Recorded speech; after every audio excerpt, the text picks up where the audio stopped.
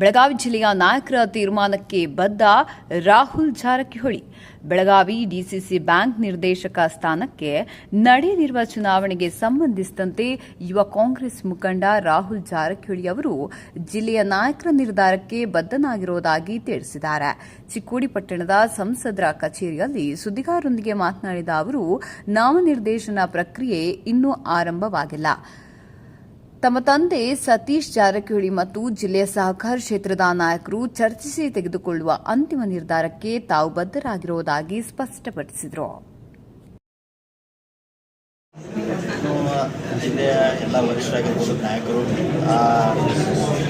ನನ್ನ ತೀರ್ಮಾನ ಇನ್ನೂ ಮಾಡಿಲ್ಲ.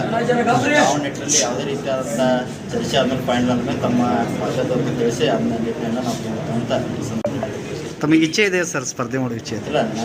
ನನ್ನ ಇಚ್ಛೆ ಅದರಲ್ಲಿ ಏನು ಮ್ಯಾಟ್ರ್ ಆಗಲ್ಲ. ಅದಕ್ಕೆ ಜಿಲ್ಲೆಯ ವರಿಷ್ಠರು ಎಲ್ಲ ನಾಯಕರಿಗಿಂದ ತೀರ್ಮಾನ ತಗೋತಾರೆ. ಯಾಕಂದರೆ ನಾವೆಲ್ಲರೂ ಬದ್ಧವಾಗಿರ್ಬೇಕಾಗ್ತದೆ. ಅದಕ್ಕೆ ಆ ನಿಟ್ಟಿನಲ್ಲಿ ಏನೋ ನೋಡೋಣ. ಕೆಲವೊಂದು ದಿವಸ ಇನ್ನೂ ನಾಮಿನೇಷನ್ ಪ್ರಕ್ರಿಯೆ ಇನ್ನೂ ಸ್ಟಾರ್ಟ್ ಆಗಿಲ್ಲ. ಅದಕ್ಕೆ ಆ ನಿಟ್ಟಿನಲ್ಲಿ ತಂದೆ ಸತೀಶ್ ಜಾರಕಿಹೊಳಿ ಆಗಿರ್ಬೋದು, ಜಿಲ್ಲೆಯ ಸಹಕಾರ ಕ್ಷೇತ್ರದ ಯಾವ್ಯಾವ ಸಂಬಂಧಪಟ್ಟಂಥ ನಾಯಕರಿದ್ದಾರೆ ಎಲ್ಲರೂ ಒಂದು ಕೂತು ಚರ್ಚೆ ಮಾಡಿ ಏನೇನು ನಿರ್ಣಯ ತಗೋತಾರೆ ಅದಕ್ಕೆ ನಾವೆಲ್ಲರೂ ಬದ್ಧವಾಗಿ ನಿಂತಿರ್ತೀವಿ ಅಂತ